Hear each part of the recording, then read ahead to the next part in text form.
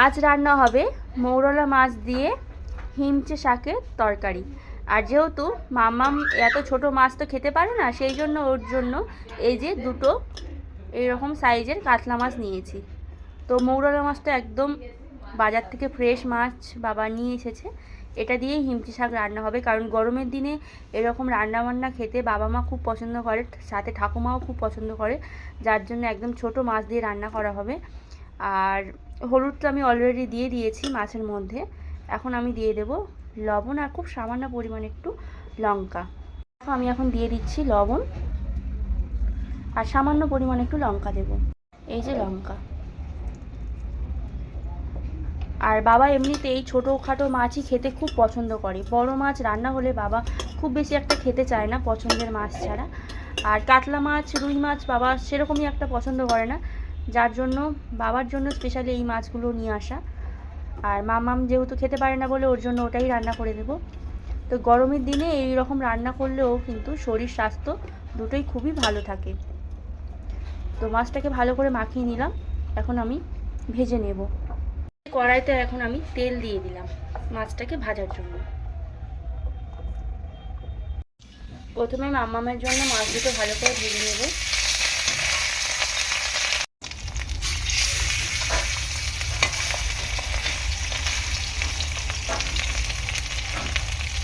তো এটা বেশি ভাজবো না, তার কারণ একটু হালকা করে মাছ ভেজে মামামকে আমি খাওয়াই, বেশি কড়া করে খাওয়াই না।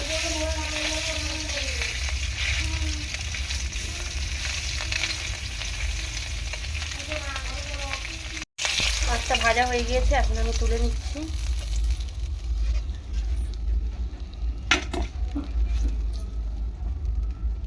আরও যে মাছগুলো আছে সেগুলো ভেজে নেব।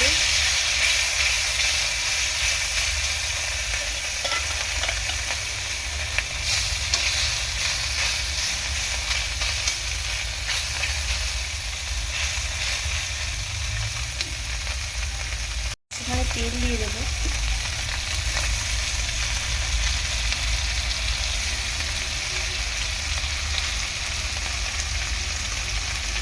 তো আমরা বাড়িতে যতই বড় মাছ খাই না কেন, সবসময় বড় মাছের দিকেই আমাদের ন্যাকটা বেশি থাকে, কিন্তু এই যে ছোট মাছ খাওয়া খুবই উপকার। ছোট মাছে প্রচুর পরিমাণ প্রোটিন থাকে, ক্যালসিয়াম মানে বেশি থাকে ছোট মাছে। তো সেই জন্য একটু ছোট মাছও আমাদের খাওয়া দরকার রয়েছে। আর এই রকম একদম ছোট ছোট মৌরলা মাছগুলো তার কোনো কথাই হবে না, বাবা এই মাছ খেতে খুব পছন্দ করে। আমাদের কলকাতাতে সবসময় এরকম মাছ পাওয়া যায় না, সবসময় এনি টাইম পাওয়া যায় না, কিন্তু গ্রামের দিকে বাবার বাড়িতে গেলে বাবা এই মাছটা খেতে খুব পছন্দ করে। তো পুকুরে জাল ফেললেই এই মাছটা ওঠে, আর তখনই বাবার জন্য রান্না করা হয়, খুব পছন্দ করে বাবা। তো আজকে অনেকদিন পরে এই রান্নাটা করছি, তো তোমরা ভিডিওটা দেখতে থাকো, অবশ্যই ভালো লাগবে। আর গরমের দিনে এরকম রান্নাবান্না খাওয়া ভীষণই উপকার, স্বাস্থ্যের পক্ষে ভীষণ ভালো, আগেও বলেছি এখনও বলছি। তো তোমরা যারা বাড়িতে বয়স্করা রয়েছে তাদেরকেও এরকমভাবে রান্না করে দিতে পারো, খুবই ভালো হবে। তো এখন আমার কথা বলতে বলতে দেখো মাছগুলো অনেকটাই ভাজা হয়ে গিয়েছে, উল্টে পাল্টে মাছগুলো আমি ভেজে নেব। টাটকা মাছ, ওই জন্য দেখো মাছগুলো কিন্তু ভাঙেনি, পুরো গোটা গোটাই রয়েছে। আর মাছটা একটু বেশি নরম হয়ে গেলে তখন ভেঙে যায়। মাছগুলো আমি তুলে নিচ্ছি, দেখো পাত্রের মধ্যে সব মাছগুলো এরকমভাবে আমি ভেজে ভেজে তুলে নিচ্ছি। তো আর কিছুটা মাছ রয়েছে, সেগুলো আরেকটু ভেজে নেব, নিলে মাছ ভাজাটা পুরো কমপ্লিট হয়ে যাবে। আর অনেকটা দুপুরে হয়ে গেছে, মামামকে তাড়াতাড়ি খাওয়াতে হবে, সেই জন্য একটু রান্নাটা তাড়াতাড়ি করছি। কিছুটা ছিল সেগুলো আরেকটু ভেজে নিলাম, এই যে ভাজা হয়ে গিয়েছে, এখন তুলে নিচ্ছি।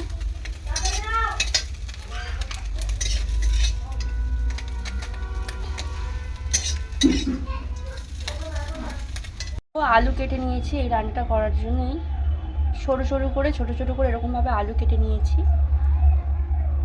গোটা জিরে দিয়ে দেব।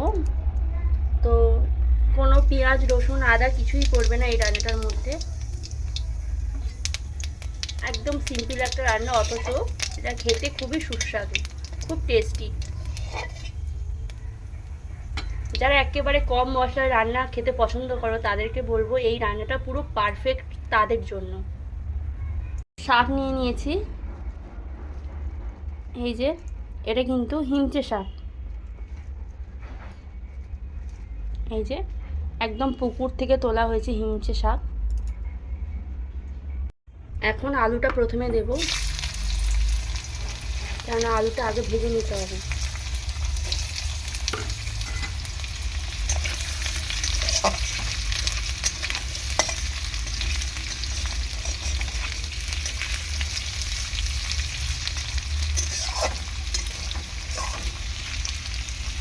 আলুটা সেরকমভাবে একটু ভেজে নেব, একটু লালচে লালচে করে আলুটাকে ভেজে নেব।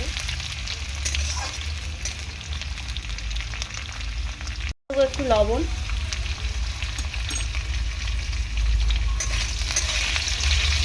লবণ দিয়ে একটু নাড়াচাড়া করে নেব।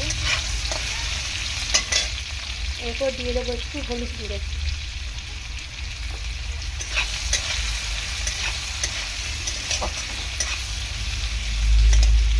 আর এই যে কাঁচা লঙ্কা দেবো। এর মধ্যে কোনো গুঁড়ো লঙ্কা আমি দেবো না।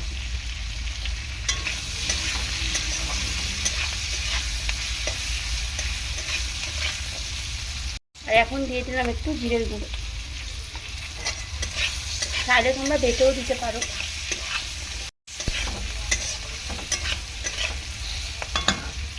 তো সবজিটা ভালো করে, সবজি বলতে আলুটা ভালো করে কষিয়ে নিলাম। এরপর আমি এই যে শাকগুলো দিয়ে দিচ্ছি।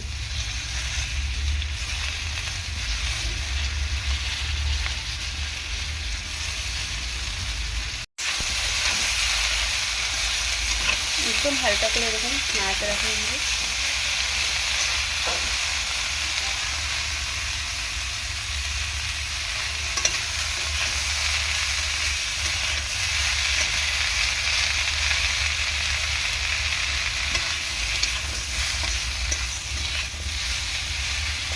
খুব বেশি কষাবো না, এরপর আমি জল দিয়ে দেবো।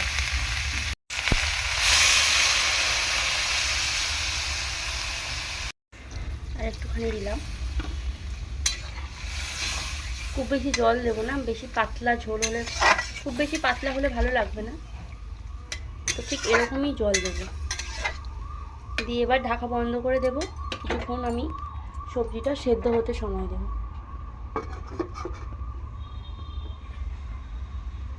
গ্যাসের ফ্লেমটা দেখো হাই করে দিয়েছি। খুলে নিয়েছি, দেখো আলুটা মনে হয় সেদ্ধ হয়ে গিয়েছে। সরু সরু করে কেটে দিয়েছি, সেদ্ধ হতে বেশিক্ষণ সময় লাগবে না। এখন আমি মাছগুলো দিয়ে দেবো, এই ভেজে রাখা মাছগুলো দিয়ে দিচ্ছি।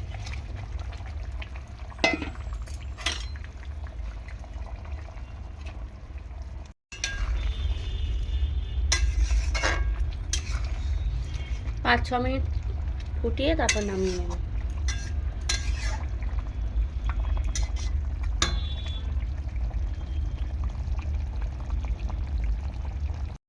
দেখো খুব সুন্দর গন্ধও বেরিয়েছে, একদম হালকা রেসিপি কিন্তু খেতে ভীষণ টেস্টি। তো টকবগিয়ে ভালো করে ফুটে যাক, তারপরে নামিয়ে নেব।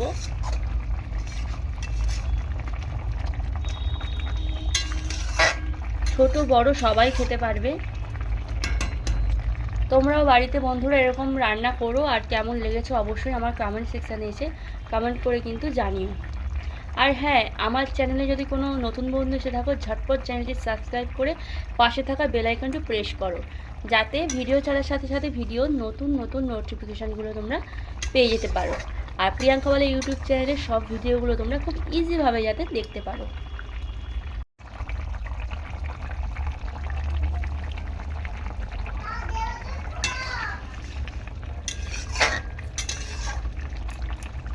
হ্যাঁ মাম্মাম, রান্না হয়ে গেছে, আসছি।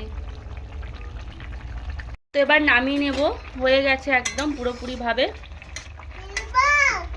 ছোট মাছ দিয়ে, মানে ছোট মৌরলা মাছ দিয়ে এই যে শাকের তরকারি পুরো রেডি। এবার নামিয়ে নেব,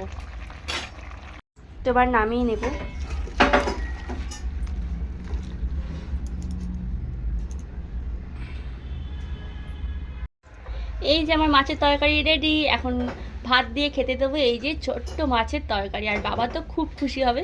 তো ভিডিওটা কেমন হয়েছে আমার কমেন্ট সেকশানে জানিও। আজকের এই পর্যন্ত, সবাই ভালো থেকো, সুস্থ থেকো, টাটা। আরও নতুন ভিডিও নিয়ে পরের এপিসোডে আরও দেখা হবে। আসছি, সবাই ভালো থেকো।